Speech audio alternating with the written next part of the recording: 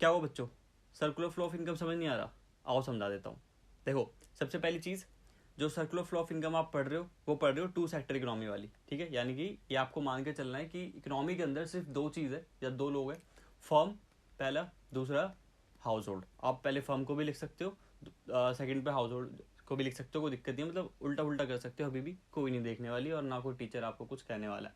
But the thing is, ये circular का जो एरो है ये बनाना ज़रूरी है, वरना एक पूरा सर्कल कंप्लीट नहीं होगा, दिखाओगे कैसे।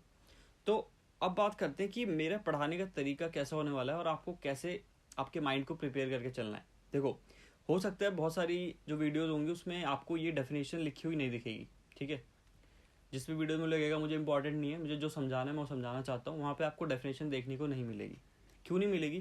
क्योंकि मैं चाहता हूँ आप चीज़ों को समझो, ना कि रटो। रटने के लिए आपके पास बुक पड़ी है, the best book is Sandeep Garg, उठा लो, ठीक है, रटते रहो जिंदगी भर, कोई दिक्कत नहीं है। बाकी सब्जेक्ट्स भी है, कैसे करोगे?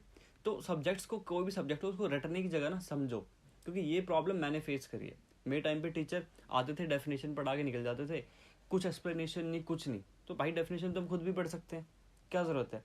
पर एक बार आप हिंदी में समझ जाओ चीज़ों को कि डेफिनेशन कहना क्या चाह रहा है।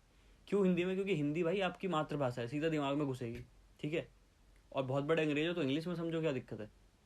पर जब आपको चीज़ें समझ आती है, चाहे आप कितने बड़े भी बैक बेंचर हो ना, अगर आपको पता है भाई सर्कुलर फ्लो ऑफ इनकम था क्या, आपको एक बार याद है स्टोरी, भाई जो मैंने समझाया वो वर्ड्स याद हैं, ठीक है। अगर आपको ये पता है कि बाइक में चैन लगती कैसे या साइकिल में चेन लगती कैसे, तो वो चेन आप लिख सकते हो भाई कि कैसे लगती है, लिख सकते हो ना। और एग्जाम में मैं लिख के दे रहा हूँ, अगर आपको ये पता है स्टोरी कि भाई सर्कुलर फ्लो ऑफ इनकम था क्या, अच्छा भाई इसमें ये होता है, सर्कुलर मतलब इनकम सर्कुलेट होती थी, अच्छा ठीक है, तो आप लिख सकते हो एटलीस्ट उसे। आपका पेन रुकेगा नहीं एग्जाम में, इस बात की गारंटी दे रहा हूँ मैं, चाहे कितने बड़े बैक बेंचर हो, ठीक है। तो मेरा पढ़ाने का थोड़ा तरीका अलग होने वाला है, हर चीज़ आपको प्रॉपर नहीं मिलेगी जो बाकी वीडियोज़ में आपको दिखती होंगी कि डायरेक्ट आपको पॉइंट्स दिख गए और वो पॉइंट्स में उन्हें एक्सप्लेन कर रहे हैं। नहीं, पॉइंट्स को मैं एक्सप्लेन नहीं करूँगा, मैं चीज़ों को आपको इमेजेस के थ्रू, डायग्राम के थ्रू समझाऊंगा, ठीक है। इसे समझो। चलो आ जाओ डेफिनेशन के ऊपर। अब ये कह रहा है इट रेफर्स, ये वर्ड याद रख लो, आपको पता है इकोनॉमी में, बस ये वर्ड याद रखो, अपनी इंग्लिश जो आपकी नॉर्मल है उसमें डेफिनेशन को लिख दो, क्या दिक्कत है, ठीक है। बट उस टाइम पे फंसोगे तो नहीं, एटलीस्ट इतना नहीं होगा कि भाई था क्या यार, समझ ही नहीं आ रहा, पेन रुक गया। पेन रुकेगा नहीं भाई आपका, कुछ ना कुछ लिख के आओगे।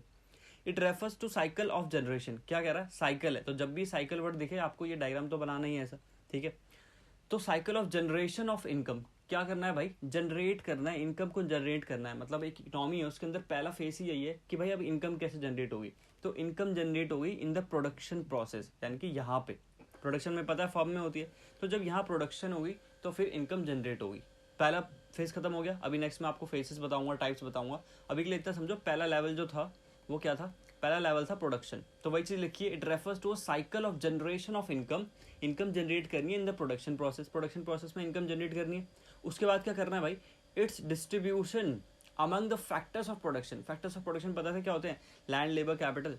तो इनके बदले इनको क्या मिलता है? लैंड के बदले रेंट मिलता है, तो ये सारी चीजें, यानी कि अब इसको डिस्ट्रीब्यूट करना है among the factor of production and finally its circulation from household to firm in the form of consumption expenditure on goods and services produce by them. क्या कह रहा है भाई? बहुत सिंपल है। पहले फेज में आपका पहले लेवल में क्या हुआ? प्रोडक्शन हुआ। दूसरे लेवल में क्या होगा? दूसरे लेवल में डिस्ट्रीब्यूशन होगा।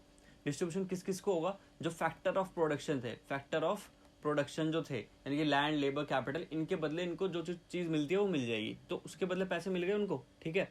अब जब पैसे मिल गए तो थर्ड स्टेप क्या होगा? थर्ड स्टेप है कंजप्शन, कंज्यूम करेंगे हम लोग। जो हाउस होल्ड है, जो हाउस होल्ड है ना, वो कंज्यूम करना स्टार्ट करेगा, जो भी उसको पैसे मिले हैं उसके बदले जो भी उसकी ज़रूरत की चीज़ें, चावल, आटा, कपड़े या वाईफाई के पैसे देने, जो भी देना है भाई वो उन फर्म को वापस से दे देगा। क्यों फर्म को देगा? क्योंकि फर्म है बस। अब अलग अलग फैक्ट्रीज हैं, अलग अलग प्रोडक्शन कर रही हैं, तो जिसको जो चीज़ चाहिए वो उस फर्म से खरीद लेगा। तो ये एक साइकिल कंप्लीट हो गई। समझ में आया कि पहले में इनकम हुआ, फिर दूसरे में आपका डिस्ट्रीब्यूशन हुआ, तीसरे में कंजप्शन हुआ, और यही आपके फेजेस है। नेक्स्ट वीडियो हम देखेंगे। समझ में आ गया? इतना ईजी है सर्कुलर फ्लो ऑफ इनकम, ठीक है।